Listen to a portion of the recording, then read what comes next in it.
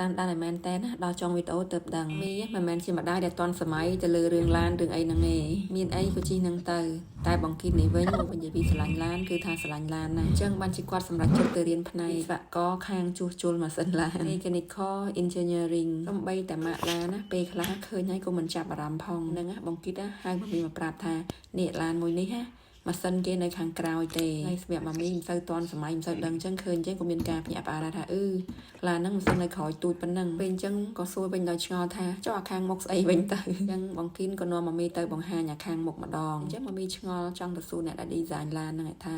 មិនបានធ្វើអញ្ចឹងណាមានមូលហេតុហើយនឹងហេតុផលអីនេះសម្រាប់ម៉ាមីដែលឆ្ងល់ទេណាអញ្ចឹងបើអ្នកណាដឹងអាចជួយប្រាប់ម៉ាមីផងនេះដោយសារអាខាងមុខទៅជាអាខាងក្រោយអាខាងក្រោយទៅជាអាខាងមុខវិញណាតែម៉ាមីគិតប្រហែលជាគេ design តម្រូវទៅតាមរូបរាងឡានមួយហ្នឹងមកមើលចុះមើលឡានគឺថាសុំម៉ាមីទិញឡានស្ពតឲ្យគាត់មួយប៉ុន្តែនេះចុងក្រោយគឺពួកយើងជិះតុកតុកត្រឡប់ទៅផ្ទះវិញ